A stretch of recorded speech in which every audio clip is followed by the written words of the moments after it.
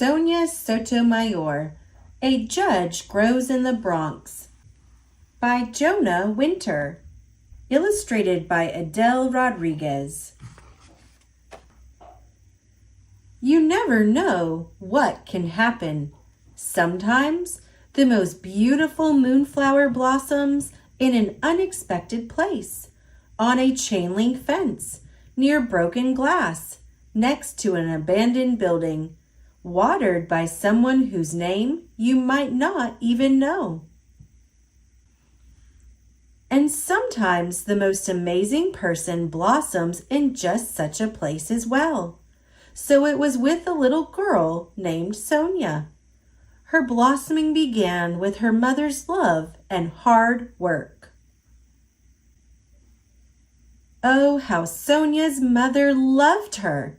She worked night and day and night, as a switchboard operator, just so she could pay for Sonia's and her brother's private schools.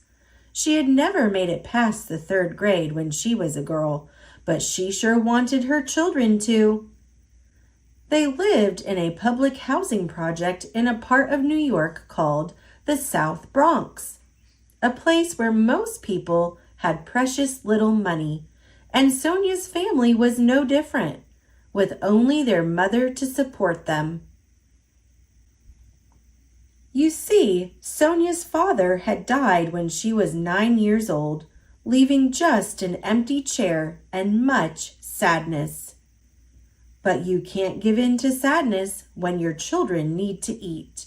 This is why Sonia's mother worked and then came home and cooked pork chops. To Sonia, this was heaven. Oh, how she loved her mother.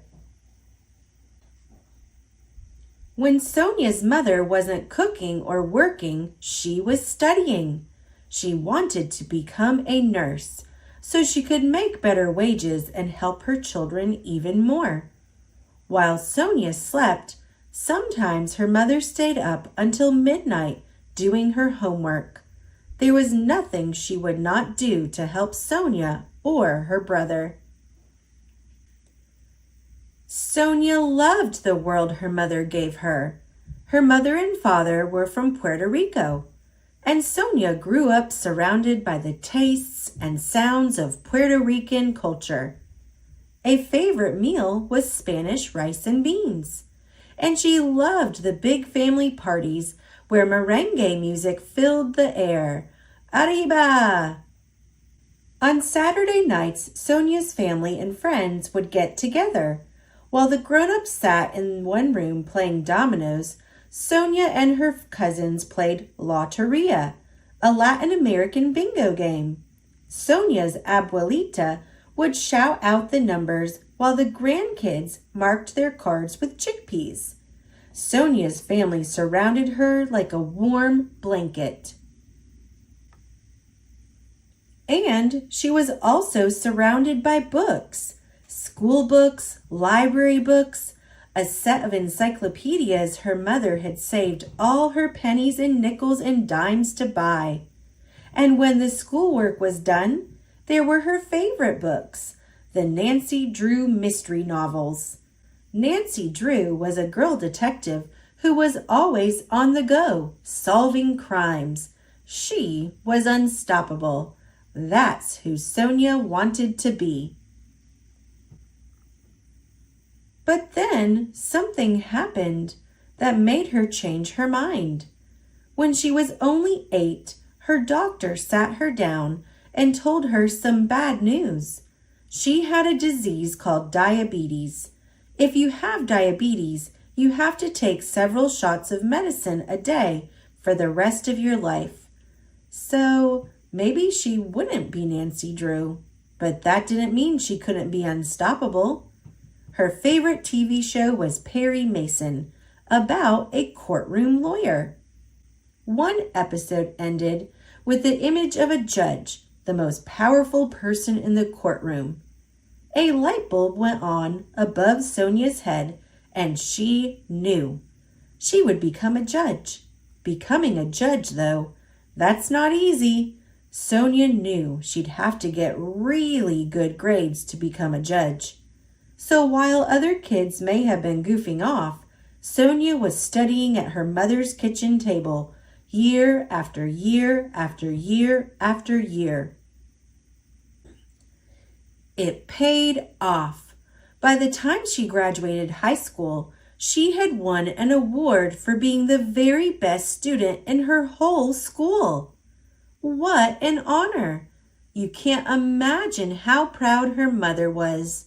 This was her daughter, her Sonia. Ay bendito! What an honor! Sonia's grades were so good that she was accepted at one of the very best colleges in America, Princeton University. This too was an honor.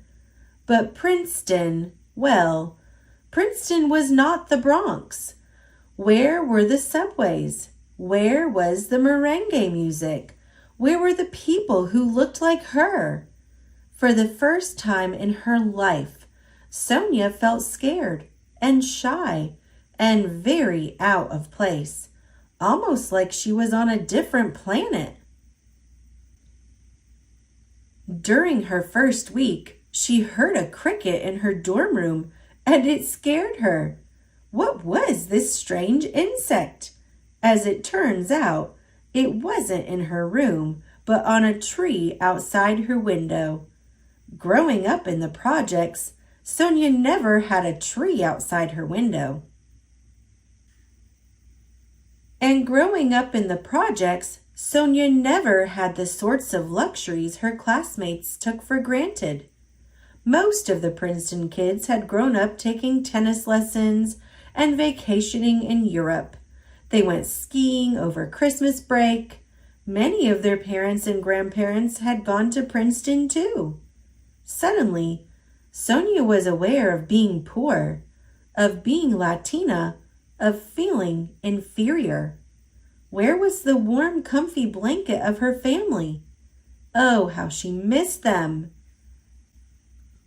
In similar shoes, some people may have gone back home, but Sonia was like a flowering vine that would not stop growing. She would not just survive this strange new world, she would thrive. She would spend her first summer break reading all the books she'd never had time to read before, to make herself even smarter. She would become the head of a club for the handful of Latino students at Princeton.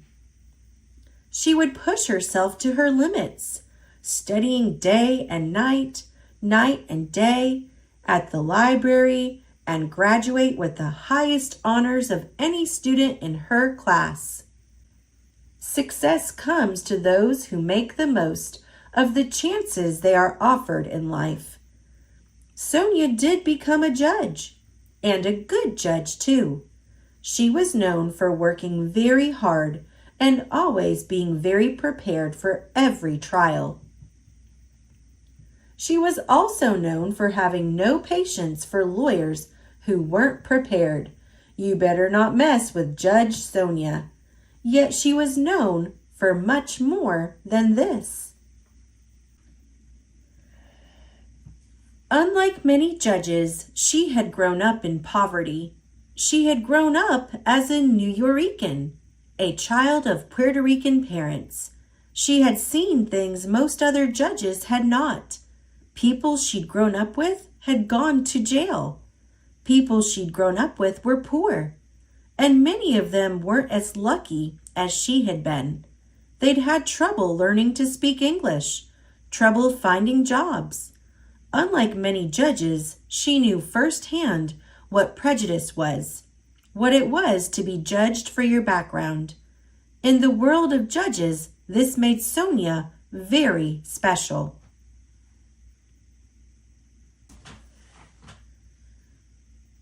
Oh, but Sonia, the very special judge, did not stop there. No, no, no, no, no. You see, Sonia was offered the chance of a lifetime. She was invited to the White House by none other than President Barack Obama because President Obama had decided to nominate Sonia to the best job a judge could possibly have, to be a Supreme Court justice. Justice is a fancy word for a judge. The Supreme Court is the highest court in the nation. Supreme Court decisions help shape the law of the land. This was huge. Gulp. There had never been a Latin American on the Supreme Court. How strange this was. There are so many people of Mexican, Puerto Rican, Dominican, and Cuban descent, adding color to the great garden that is America. Why shouldn't all these people have someone who understands their lives on the Supreme Court? She was one of the most respected judges in the country. She was the perfect choice. This was an honor beyond anything Sonia, in all her beautiful flowering, had ever imagined.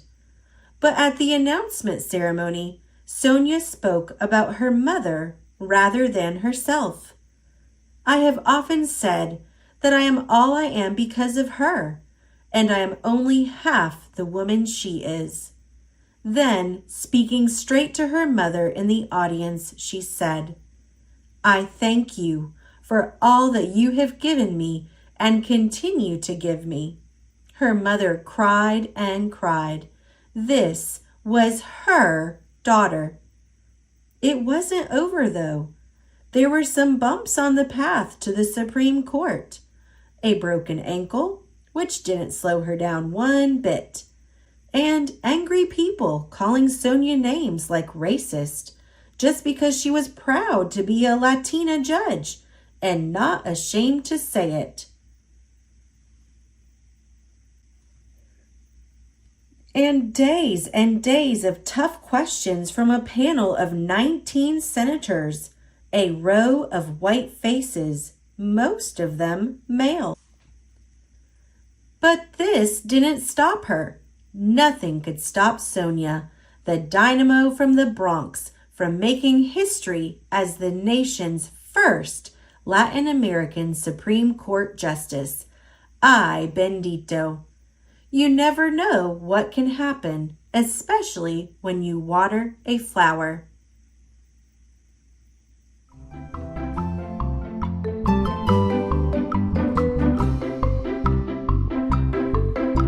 Thanks for watching. Click subscribe. See you later, alligator.